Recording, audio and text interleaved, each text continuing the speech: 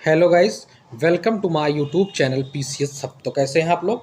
आइए कुछ और इम्पोर्टेंट क्वेश्चन आज देख लेते हैं, क्योंकि अब एग्जाम नज़दीक है तो क्वेश्चनों की संख्या हमें बढ़ानी है, इसलिए हम लोग डबल वीडियो आज लगातार अपलोड करेंगे ताकि चीज़ें जल्दी से ख़त्म हो सके। आज़ाद हिंद सरकार के निर्माण की घोषणा की गई। पूछा Indian national government Azad Hind सरकार की घोषणा अनाउंसमेंट कब की गई थी? ऑप्शन है आपके 26 जनवरी 1930 को, 8 अगस्त 1942 को, 21 अक्टूबर 1943 को, 18 फरवरी 1946 को। तो सही जवाब है 21 अक्टूबर 1943। 21 अक्टूबर 1943 को आज़ाद हिंद सरकार की घोषणा की गई थी। ठीक, तो पहले क्या था? आज़ाद हिंद फौज थी, इंडियन नेशनल आर्मी, आईएनए के नाम से। ठीक, जिसको लीड कौन कर रहा था? रास बिहारी बोस। कौन? रास बिहारी बोस। ठीक, और उसके बाद इसकी जो कमान है वो किसको सौंप दी गई थी? सुभाष चंद्र बोस को। ठीक, तो सुभाष चंद्र बोस ने 21 अक्टूबर 1943 को क्या किया था? सिंगापुर में स्थापना की थी किसकी? आजाद हिंद सरकार के निर्माण की घोषणा की थी। ठीक, तो कहाँ किया था? अभी क्वेश्चन पूछ सकता है, तो आपको बता दीजिए सिंगापुर में। सिंगापुर में आजाद हिंद सरकार यानी इंडियन नेशनल गवर्नमेंट की घोषणा की थी किसने? सुभाष चंद्र बोस। एक क्वेश्चन पूछता है कि इंडियन नेशनल आर्मी, मैं आईएनए पूछ रहा हूँ, इंडियन नेशनल आर्मी, इसको ध्यान दीजिएगा। आज़ाद हिंद फौज और आज़ाद हिंद सरकार। अगर आज़ाद हिंद फौज के बारे में पूछे तो आज़ाद हिंद फौज किसके दिमाग की उपज थी? तो आज़ाद हिंद फौज जो है वो कैप्टन मोहन सिंह के दिमाग की उपज थी। किसकी? कैप्टन मोहन सिंह की। कैप्टन मोहन सिंह की।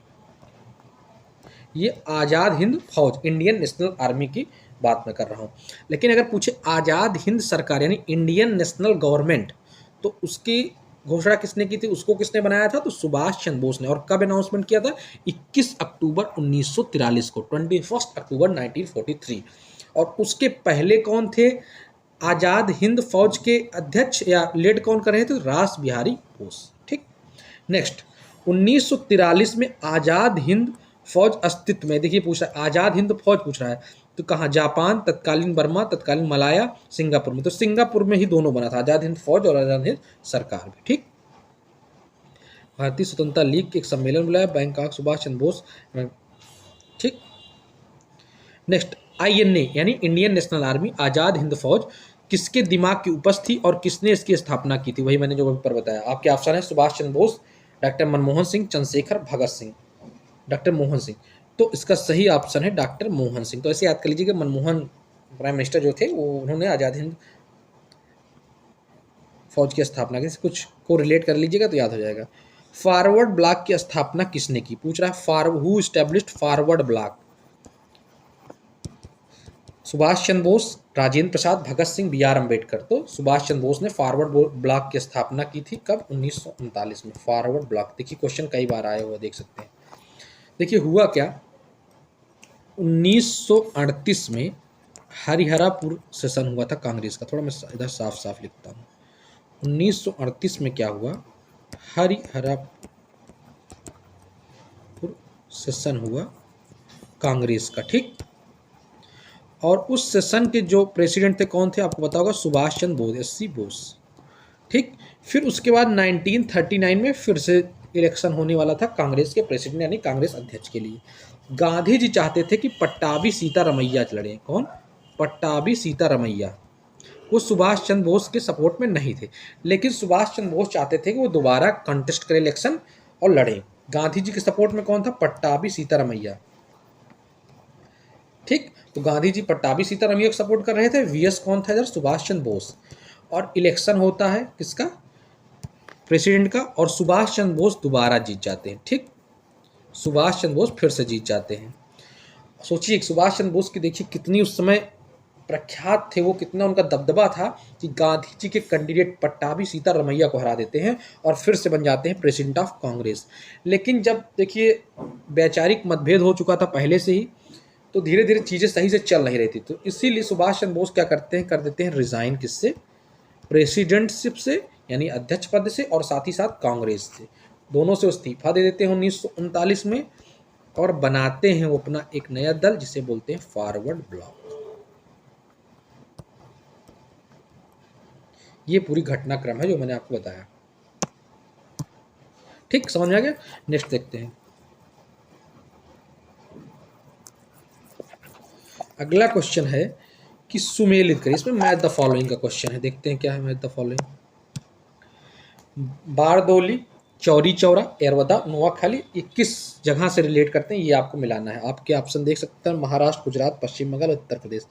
तो सबसे पहले आपको बता दूं, चौरी चौरा के बारे में मैंने आपको बताया था कि चौरी चौरा के कारण ही जो असहयोग आंदोलन था यानी नॉन कॉपरेशन मूवमेंट को खत्म किया गया था। ठीक, चौरी चौरा जो हुआ था, 4 किसी किसी बुक में दिया रहता है, किसी में 5, तो 4-5 फरवरी 1922 को कांड हुआ था, चौरी चौरा कांड। ठीक, इसमें क्या हुआ था मैंने आपको बताया था कि जो मॉब थी यानी भीड़ थी, जो नॉन कॉपरेशन मूवमेंट को भीड़ आगे बढ़ा रही थी, उसने क्या किया था, आग लगा दिया था एक पुलिस स्टेशन को, जो कहाँ स्थित था, चौरी चौरा में।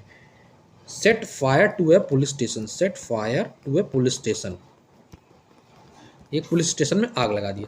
और वो कहाँ स्थित था पुलिस स्टेशन? पुलिस स्टेशन पूरा जल के राख हो गया, वो स्थित था आपका चौरी चौरा में। चौरी चौरा कहाँ है? तो चौरी चौरा एक स्थान है और वो सिचुएटेड है उत्तर प्रदेश के मुख्यमंत्री योगी आदित्यनाथ की कॉन्स्टिट्यूंसी जो कि है गोरखपुर। तो गोरखपुर में स्थित है चौरी चौरा, तो यहाँ से चौरी चौरा हो गया आपका उत्तर प्रदेश। बारदोली, बारदोली सत्याग्रह के बारे में आपको पता ही होगा, इसमें गांधी जी और मेनली सरदार पटेल ने अहम भूमिका निभाई थी। तो बारदोली सत्याग्रह जो हुआ था वो कहाँ हुआ था? गुजरात में। कहाँ हुआ था?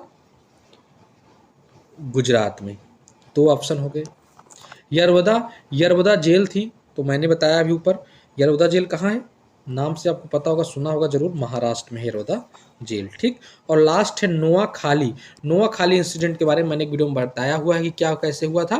तो नोआखाली इंसिडेंट हुआ था पश्चिम बंगाल में। तो देख लीजिए, बारदोली मतलब A2,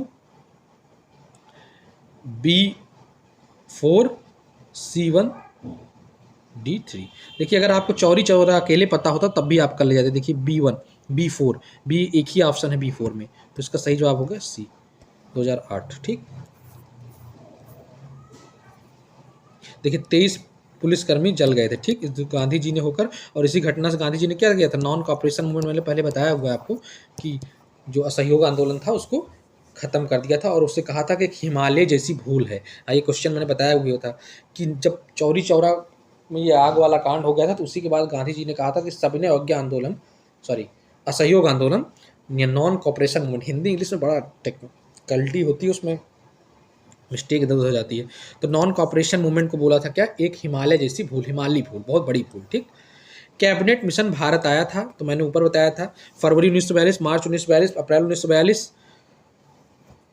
मई 1942, उपरोक्त में से कोई नहीं, उपरोक्त में से एक से अधिक। तो मैंने ऊपर आपको बताया था कैबिनेट मिशन आया था। आपको कुछ नहीं पता तो इसमें अगर आपको ईयर पता होता तो आप कर सकते थे। 1946 में कैबिनेट मिशन आया था, और किस महीने में आया था, किस दिन को आया, तो वही बता दे रहा हूँ, 24 मार्च 1946 को।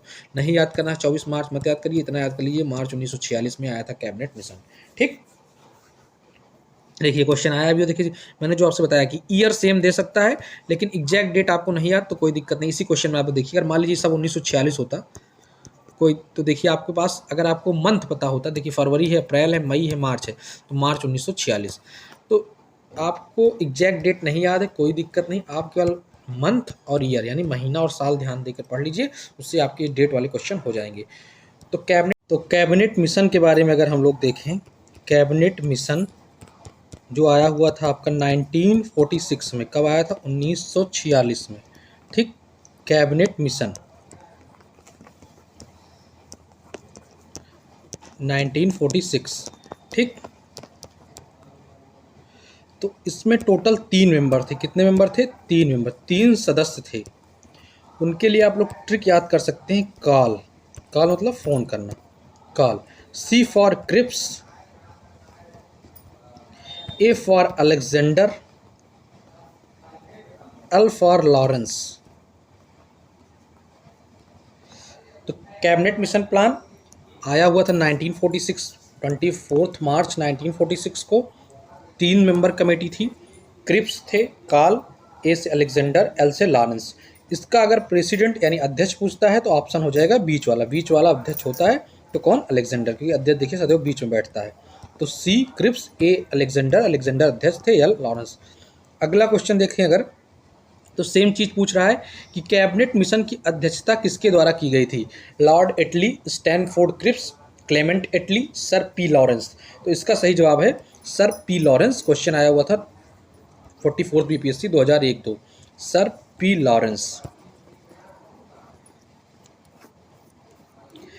इलाहाबाद में संपन्न कांग्रेस कार्यकारिणी समिति की बैठक अप्रैल मई 1942 में निम्नलिखित सदस्यों में से एक सदस्य भारत के नाजीवाद यानी नाजिज्म, फासीवाद यानी फासिज्म तथा साम्राज्यवाद यानी इम्पीरियलिज्म विरोधी निश्चित रुख के कारण जापान के विरुद्ध गुरिल्ला युद्ध की अपनी योजना के पक्ष में बहुमत जुटाने में सक्षम हुए थे?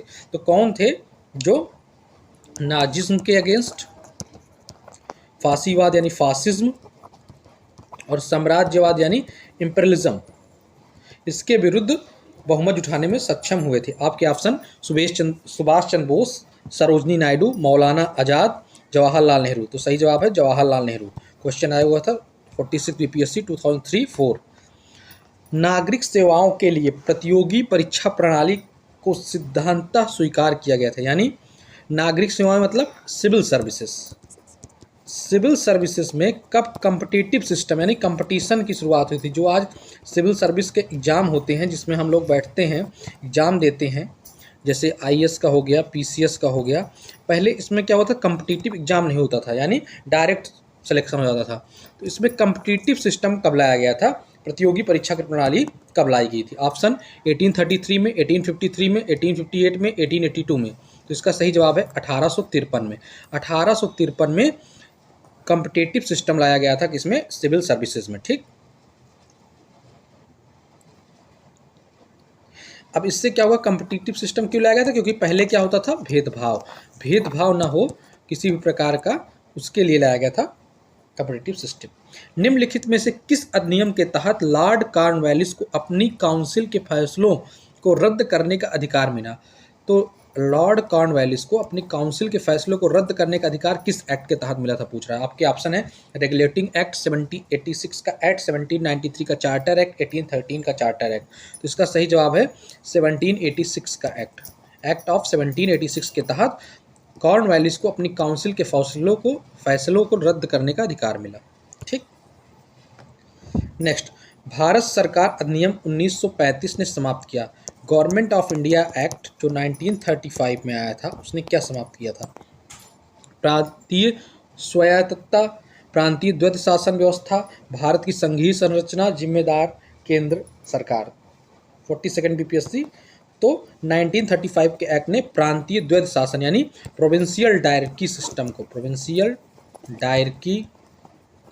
को खत्म किया था। Ended provincial dyarchy system by government of India act 1935। हमारा जो कॉन्स्टिट्यूशन आज का प्रेजेंट है वो इसी गवर्नमेंट ऑफ इंडिया एक्ट 35 पे मेनली बेस्ड है। ठीक, उपन्यास दुर्गेश नंदिनी के लेखक, तो पूछा है दुर्गेश नंदिनी नामक उपन्यास किसने लिखा था?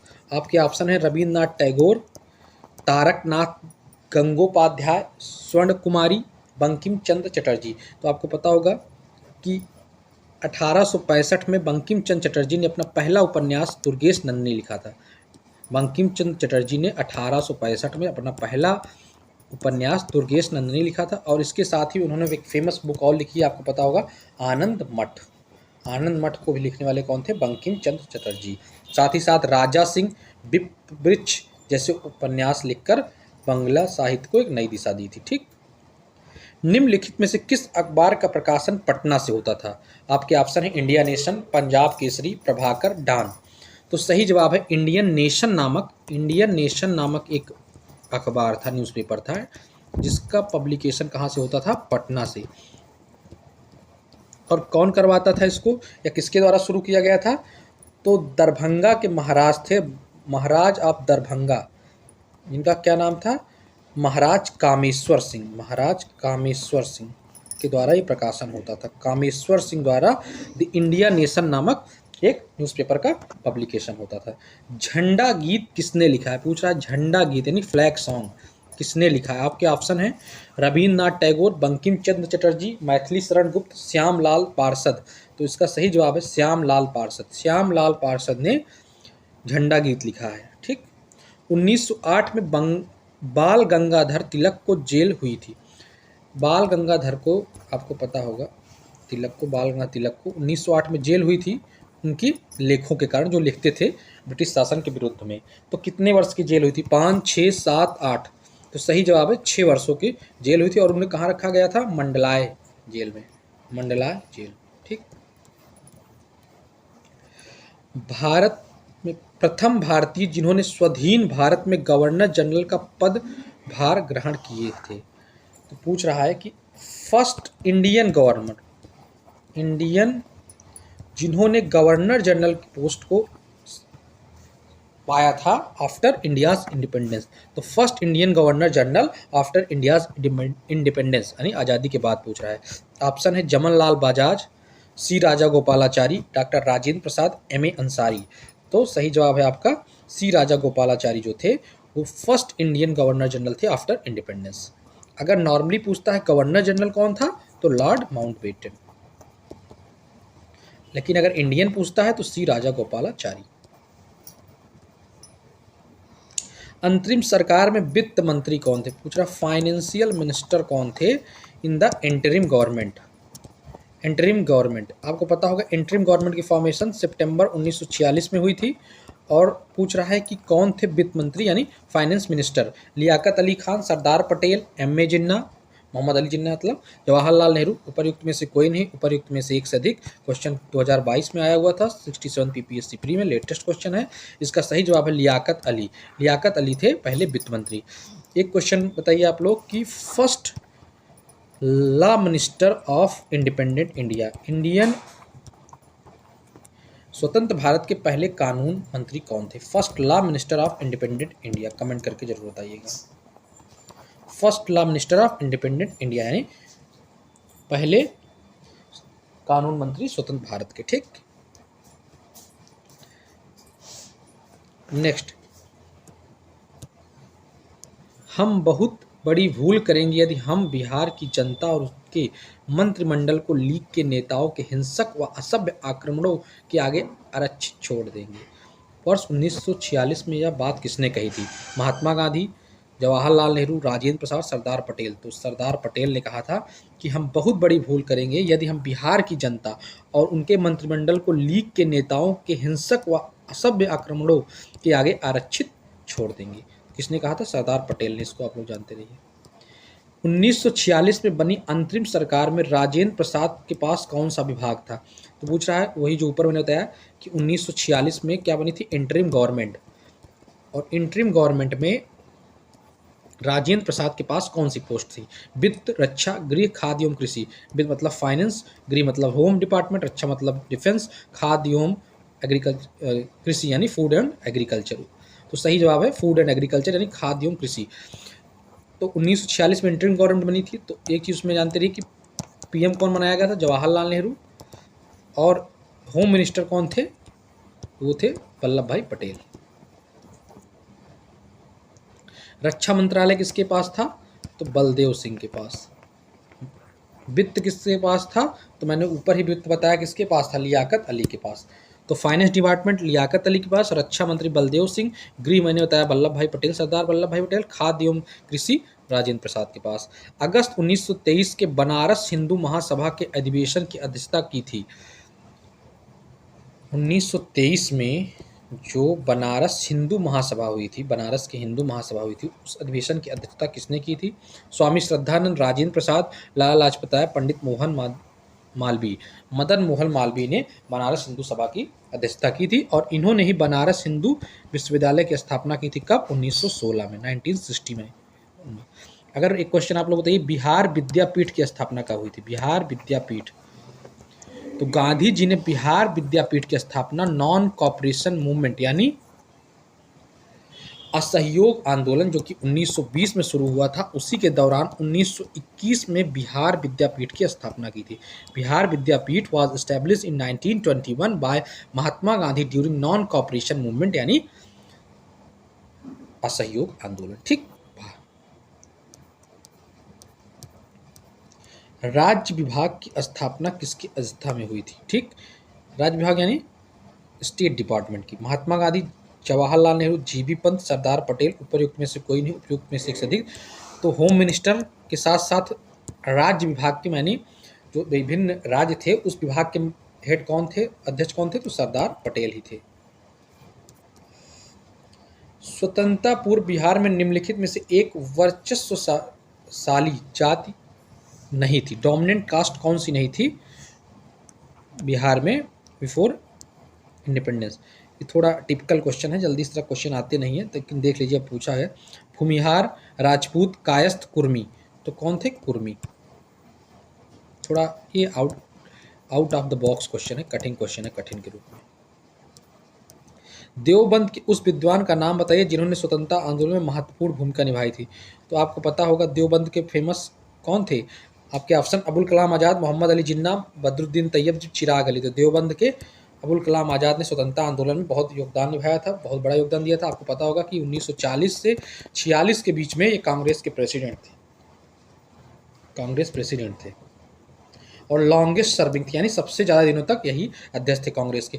आप क्वेश्चन पूछ सकता है कि क्रिप्स मिशन जब आया था तो कौन कांग्रेस प्रेसिडेंट था, तब यही थे। अगस्त आफर जब आया था तब यही थे। कैबिनेट मिशन जब आया तब यही थे। भारत छोड़ो आंदोलन यानी क्विट इंडिया मूवमेंट की शुरुआत जब हुई कौन था, यही थे।